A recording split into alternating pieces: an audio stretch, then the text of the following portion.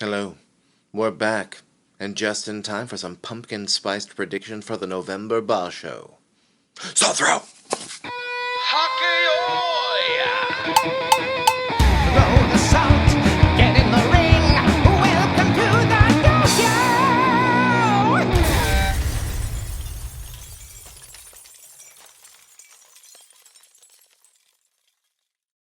Hello and welcome back to the Dohyo here on Mr. J-Wag's channel. A lot has happened since we have last talked. We are back in New York City. I'm still in the process of unpacking everything from the move back from Utah. But we're here. We're back in New York. Eventually, the Blue Void will return. But right now we are filming from the corner with the radiator. Now, before we get to our cozy November pumpkin-spiced predictions, we have some sumo shoutouts. First of all, the boys over at Grand Sumo Breakdown have had me back on the show. I went over there, I talked with Ryan and Jake for about an hour. We had a whole lot of fun there, so do check that out. That will be linked below. And another huge sumo shout-out goes to Jason Harris of Jason's All-Sumo channel. He has announced his retirement. He will be leaving YouTube and retiring and moving back to the States, I believe, after the January Basho. So we still got him for 2 more Basho, so enjoy the Jason while we still have him. I had the incredible honor of subbing in for the show for 4 days of one tournament. I believe that was last November. And just the sheer amount of just like energy and extra time it just took to run the channel for 4 days was so much extra stress to my life. So I can't even imagine just the sheer amount of hours and time that Jason has put in just to bring more sumo to the English language sumo community here on YouTube. So huge thank you from the Dohyo. Thank you so much, Jason. Sumo shout out. And one more thing before we jump into our predictions. We will be bringing back Hagaki Oy, the segment where I answer the questions from you, the people, about this show, about sumo in general, my opinions about sumo, or anything you want to hear me talk about. Let me know. We haven't had any fresh questions for a while, so if you have any questions for me, hit me up in the comments. You will receive not only the Mr. J-Wag song of your choice, a sumo shoutout, but since we are now back in New York and I have access to all of them, you get to pick the flannel.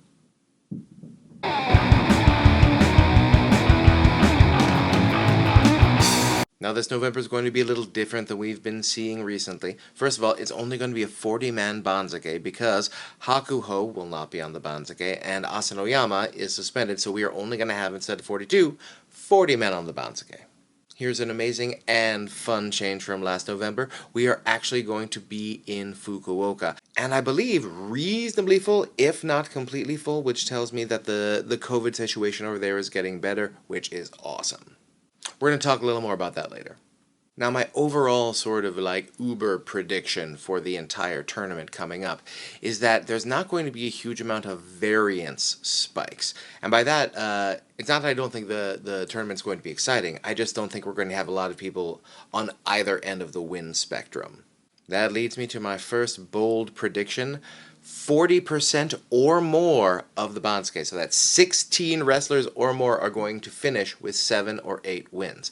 I started talking about this a little bit after the last Basho. I think we are at a point where we have a lot of people getting 7 wins and 8 wins because we have a lot of people finding their true talent level in the Banzake.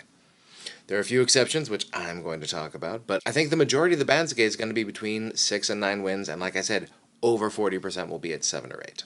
And the flip side of that, my bolder prediction, 6 or fewer wrestlers are going to get double-digit wins. Now you're going to figure out who 5 of those guys are in the predictions coming up, but I think there could be one wild card that leaps up and surprises us all. Now sort of moving on from this same basic theme, we get to our bold prediction number 2. All of the Joy will get 6 wins or better. And when I say the Joy, I mean the top 5 maegashira ranks. I could see maybe like a possible exception with Okinaumi or Miyogiryu being slightly overranked here. Those 2 guys are sort of yo-yo-ish sort of guys, and they tend to yo-yo down when they get up to about maegashira 3. But I don't see anyone really having a horrible sort of, like Kota Nwaka had last tournament, but he got hurt. But unless someone gets hurt, I don't see anyone in the Joy having double-digit losses. Now the flip side of that is my bolder prediction. No one in the lower Sanyaku will get double-digit wins. So that's Metakeyumi, Meisei, Ichinojo, and first-time Komusubi Kiribayama. Nope, no double-digit wins. I'm seeing a lot of probably 7 and 8s for our lower Sanyaku members. Now that brings us to our sumo three-way parlay. Now this time the parlay is going to be a little more aggressive than usual. Normally I just pick 3 people to get Kachi Koshi or Make Koshi. But there are 3 guys I think are very underranked in this tournament. And together, these 3 guys are going to get 30 plus wins. Hoshoryu, Terunofuji, and Abi. I think all 3 of these guys are very, very underranked. Hoshoryu had a bad tournament jumping up to maegashira 1. He was sick, had to take a couple days off because of tonsillitis. So first of all, he's wrestling at the very top of his ability in terms of opposition. And the last time he was at maegashira 5, he got a 10 and 5. I think he can probably equal that this time. Terunofuji had a rare Kyujo last tournament, so he has fallen all the way down to, I think, maegashira 12. If he comes back at any sort of the level of sumo we are used to seeing him at, I would say he will easily get double-digit wins at maegashira 12. And we'll probably see him promoted up the bands again near the end. And Abi, down at maegashira 15. He had a 13 and 2 and won the Juryo Yusho. Only got bumped up to maegashira 15. I think he can feast down here on a lot of people he's already faced before on his last time up in Makuuchi. I think Abi is going to show up ready to play and get us some double-digit wins. And the bolder prediction in the middle of the parlay, one of them is going to at least tie for the June Yusho. Now, before we get to our final bold Yusho pick, we have our recurring segment, Which Way We Goin'? Where we examine certain wrestlers for whom this tournament may give us an excellent clue to which way they are headed in the future. Numbers 1 and 2, Kiribayama and Onosho.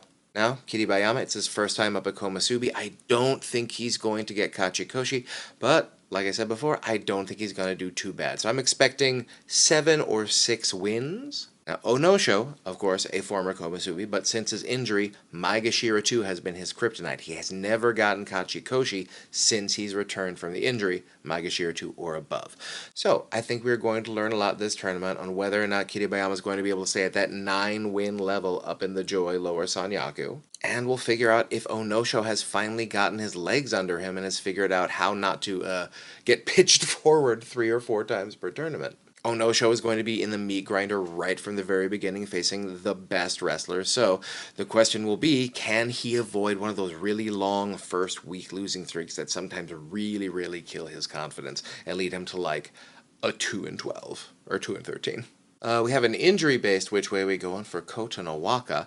Obviously, he had been the latest sort of number 5 with a bullet sort of wrestler coming out of Sadogatake Beya. Then, of course, suffered an injury last tournament. He's now bumped back down. The words partial tear of the knee meniscus have been floating around, so let's see where he is. I really hope he is recovered enough to be able to start working his way back up the Bansake. And finally, Ura!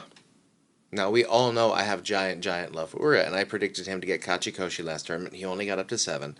So, the question, of course, is this the true talent level? Ura has such a varied and extensive injury history, it's sort of hard to figure out if we've ever seen his true talent level, but maybe it is sort of mid-Maegashira, sort of guy who yo-yos up into the Joy and then gets bumped back down. Guys like Myogiryu or Okinoumi, that sort of talent level, as opposed to guys like Daisho and Wakataka Kage, who tend to live right at the high Maegashira low Sanyaku line right now. I think we'll see in this tournament if he's managed to learn a little bit about the guys in mid Maegashira and see if he can bump his way up into an 8 or 9 win tournament.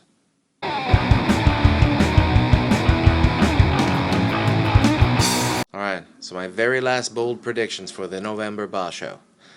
Terunofuji does not win the tournament. I see him getting 10 plus wins and a share of the June Yusho. But I think now that Japan has started to open up a bit, we are now traveling again for tournaments, we might start seeing the quote-unquote Yokozuna hangover. There are more social obligations for the only Yokozuna that we have right now. So I'm guessing Terunofuji is going to start having to do a lot more things than he had to do before when everyone was still under a much heavier COVID lockdown. More parties, more ceremonies, more supporter meetings, all that sort of thing will just get greater and greater the longer he stays at Yokozuna. I do still believe he's absolutely the alpha dog in sumo. I just don't see him being the sort of dominant alpha dog that's going to be able to rip off 6 in a row like Hakuho did when Asashoryu retired. It's also very telling that I'm saying like a bad tournament from Terunofuji would be like 10 or 11 wins. And yes, this leads me to my Yusho pick. Now, people got a little angry at me in my last episode, and also I talk a bit more about this on the Grand Sumo Breakdown episode. Check it out. But it's the idea is that there's no consensus number 2 best sumo wrestler right now. It's obviously Terunofuji, but then in my mind, there's a very large clump underneath that go from Ozeki to like Maegashira 5. A lot of those guys could pull out very similar records, and all of them are pretty much going to face a Yokozuna. Now, the pushback I got from you all was basically saying, like, how dare you say that there clearly is a number 2, and that one is Healthy Takakeisho. So, a thing we have seen with Takakeisho, he gets hurt, but then he comes back, and often comes back very strong. So my Yusho pick is the consensus number 2 best sumo wrestler in sumo, Healthy Takakeisho. Drop it. He will fling you out the ring, though he can't chase you very far. He's a cross between a bowling ball and neutron star. He's Takakeisho.